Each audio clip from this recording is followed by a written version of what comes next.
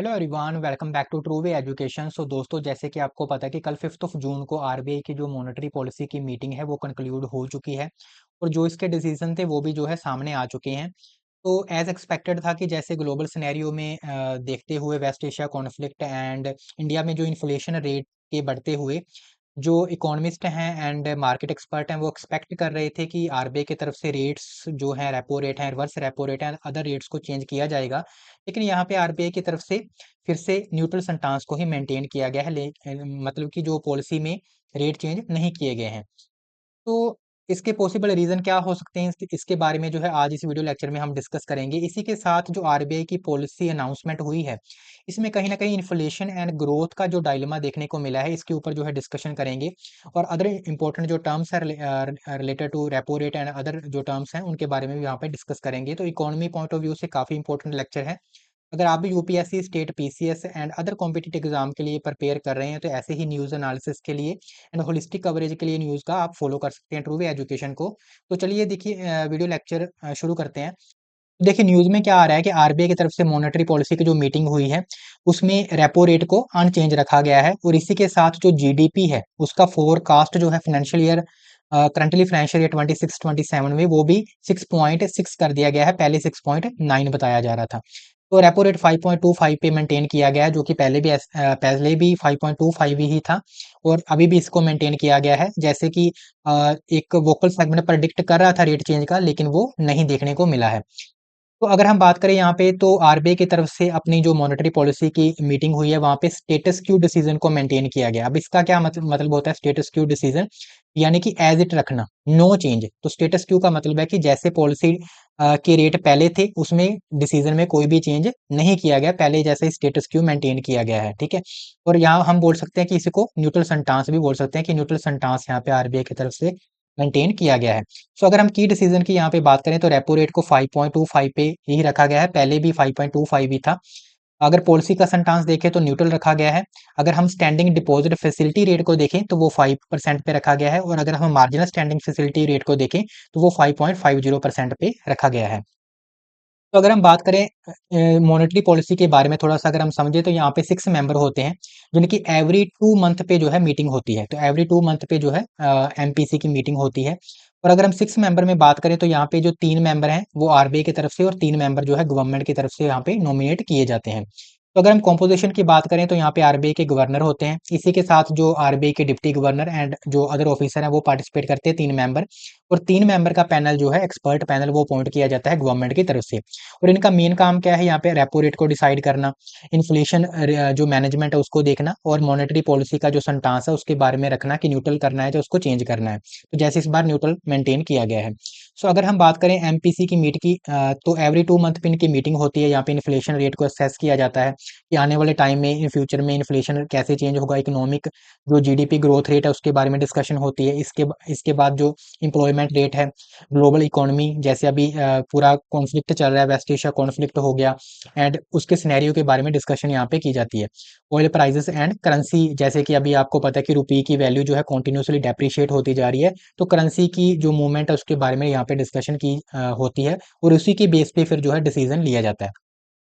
तो अगर हम बात करें यहाँ पे इम्पोर्टेंट जो टर्म्स की, तो जो पहली इम्पोर्टेंट टर्म है दैट इज रेपो रेट। तो जैसे कि हमने देखा कि रेपो रेट को अभी अनचेंज रखा गया है, 5.25 पे मेंटेन किया है। तो रेपो रेट का मतलब क्या होता है?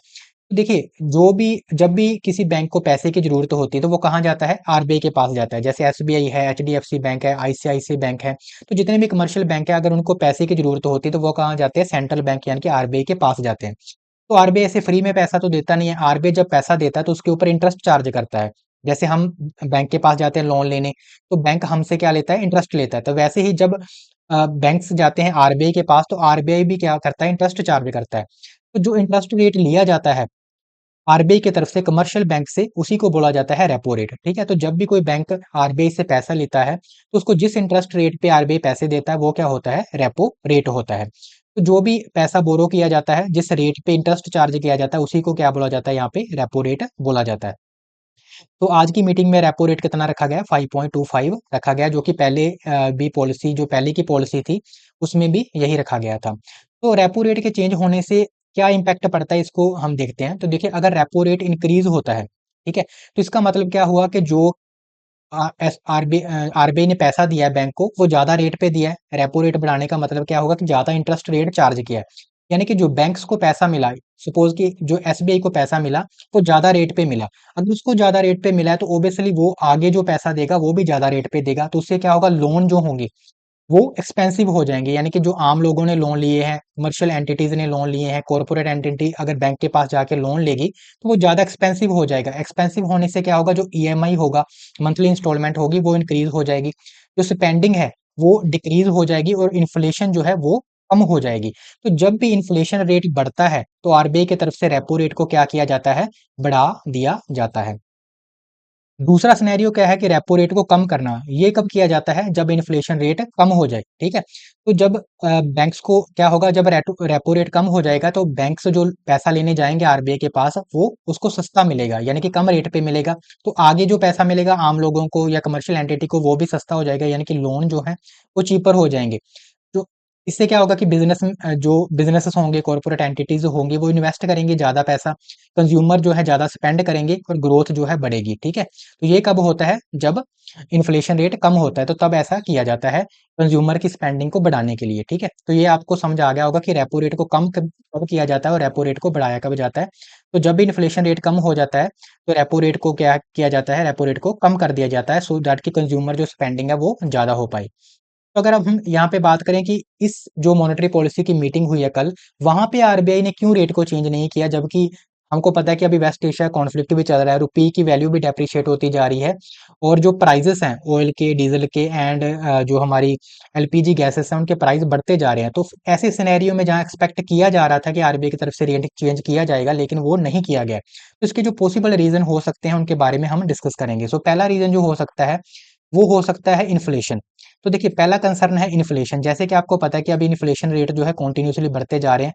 किसी भी कॉमोडिटी की अगर हम बात करें यहाँ पे, तो मिल्क है उसका भी रेट बढ़ता जा रहा है, पेट्रोल है, डीजल है, इनके रेट जो है बढ़ते जा रहे हैं।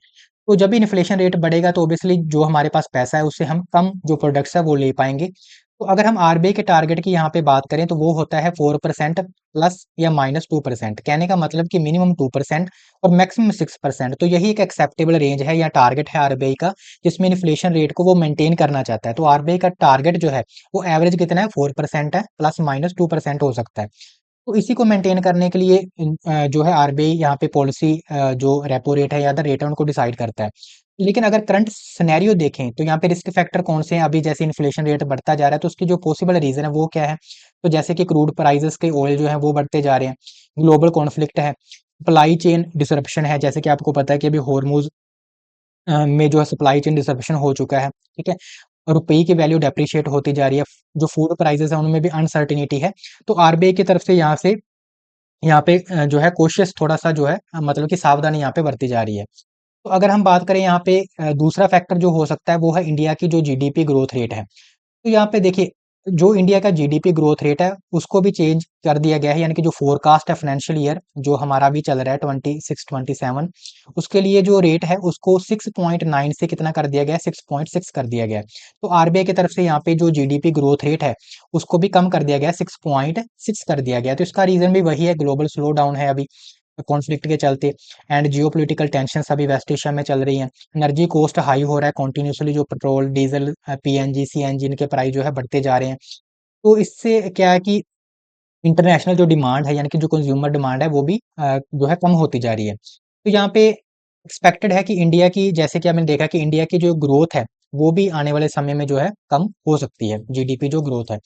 तो देखिए, आरबीआई के लिए यहाँ पे क्या है, एक डाइसी सिचुएशन है, एक बिटवीन की जो सिचुएशन में आरबीआई यहाँ पे हम बोल सकते हैं कि अभी है। तो देखिए, अगर आरबीआई को इन्फ्लेशन को कम करना है, सपोज यहाँ पे इन्फ्लेशन भी बढ़ता जा रहा है जैसे हमने देखा, इन्फ्लेशन को अगर कम करना है तो यहाँ पे क्या करना पड़ेगा, रेपो रेट को बढ़ाना पड़ेगा। ठीक है। अगर रेपो रेट को बढ़ाना पड़ेगा, अगर इन्फ्लेशन को कंट्रोल करना है, और अगर कंज्यूमर स्पेंडिंग को बढ़ाना है, यानी कि ग्रोथ रेट को इंडिया में बढ़ाना है, तो उसके लिए क्या करना पड़ेगा, अगर ग्रोथ रेट को हम बढ़ाना चाह रहे हैं, आरबीआई अगर बढ़ाना चाह रहा है, तो उसके लिए रेपो रेट को क्या करना पड़ेगा, कम करना पड़ेगा। यानी कि लोन्स जो होंगे, लोन होंगे, उनको सस्ता करना पड़ेगा, ईएमआई सस्ती होगी, तो लोग ज्यादा खर्च करेंगे तो ग्रोथ रेट बढ़ेगा, यानी कि इकोनॉमी में ग्रोथ होगी। लेकिन दूसरी साइड क्या है, अगर इन्फ्लेशन को कंट्रोल करना है तो रेपो रेट को बढ़ाना पड़ेगा। तो यहाँ पे आरबीआई एक इन बिटवीन हम सिचुएशन में बोल सकते हैं कि अभी के लिए है। ना तो वो इन्फ्लेशन के चलते रेपो रेट को बढ़ा सकता है, और अगर ग्रोथ रेट को बढ़ाना है तो रेपो रेट को कम कम करना पड़ेगा। तो इसी सिंटांस को देखते हुए फिलहाल आरबीआई की तरफ से एक फ्लेक्सिबल जो है सिचुएशन में रखा जा रहा है पॉलिसी को, सो दैट कि आने वाले सिनेरियो में क्या सिनेरियो बनता है उसी के अकॉर्डिंग डिसीजन लिया जाएगा। तो देखिए आरबीआई की यहाँ पे प्रॉब्लम क्या है, अगर वो आरबीआई रेट को कम कर देगा, यानी रेपो रेट को कम करेगा, तो ग्रोथ इंप्रूव होगी, लेकिन क्या होगा, इन्फ्लेशन बढ़ जाएगी। अगर आरबीआई यहाँ पे रेट्स को बढ़ा देता है, तो क्या होगा, इन्फ्लेशन जो है वो तो कम हो जाएगी, लेकिन इसके साथ ग्रोथ भी स्लो हो जाएगी। तो यहाँ पे एक डाइसी सिचुएशन जो है बनी हुई है आरबीआई के लिए। दैट्स वाई आरबीआई के लिए अभी के लिए कोई भी डिसीजन जो है नहीं लिया जा रहा, और आरबीआई यहाँ पे एक वेट करना चाह रहा है अभी के लिए कि ग्लोबल सिनेरियो क्या हो सकता है। तो सपोज आने वाले समय में हो सकता है कि जो वेस्ट एशिया का कॉन्फ्लिक्ट है, वहाँ पे थोड़ी सी सिचुएशन जो इम्प्रूव हो जाए, ठीक है, और इन्फ्लेशन रेट कंट्रोल में आ जाए, तो उसी के अकॉर्डिंग फिर आरबीआई की तरफ से जो रेट्स हैं उनको क्या किया जाएगा, कम कर दिया जाएगा इंडिया की ग्रोथ रेट को बढ़ाने के लिए। अगर सिचुएशन उल्टी होती है, इन्फ्लेशन रेट और बढ़ जाता है, तो आने वाले हो सकता है कि जो नेक्स्ट एमपीसी की मीटिंग होगी वहां पे रेपो रेट को बढ़ा भी दिया जाए। तो अभी के लिए आरबीआई ने जो है जो सेंटांस चूज किया वो न्यूट्रल है, यानी कि अभी के लिए आरबीआई वेट कर रहा है कि आने वाले 2-3 मंथ में कैसा सिनेरियो बनता है। तो इसी के लिए फिलहाल जो है आरबीआई ने यहाँ पे रेट्स को चेंज नहीं किया गया है। तो अगर हम बात करें तो आई होप कि आपको ये पूरा सिनेरियो समझ आ गया होगा। तो आपके लिए यहाँ पे एक क्वेश्चन है जिसका कि आप कमेंट सेक्शन में आंसर देंगे कि एक टर्म है जो जो कि हमने लेक्चर में कवर भी की थी, स्टेटस क्यू। तो आप बताइए कि स्टेटस क्यू का आरबीआई पॉलिसी में मीनिंग क्या होता है? रेट्स को इंक्रीज करना, रेट्स को डिक्रीज करना, no change in the policy, या फिर कैंसिल करना पॉलिसी को। तो इसका जो आंसर है आप नीचे कमेंट सेक्शन में बताएंगे। तो अगर आपको लेक्चर अच्छा लगा है एंड आपको ये पूरा जो सिनेरियो वो समझ आ गया है, तो ऐसे ही एजुकेशनल कंटेंट के लिए आप चैनल को जो है लाइक कर सकते हैं, शेयर कर सकते हैं इस वीडियो को अपने फ्रेंड्स के साथ जो भी प्रिपरेशन कर रहे हैं। और ऐसे ही एजुकेशनल कंटेंट के लिए, न्यूज़ एनालिसिस के लिए जो है आप सब्सक्राइब कर सकते हैं ट्रू वे एजुकेशन को। Thank you, bye everyone.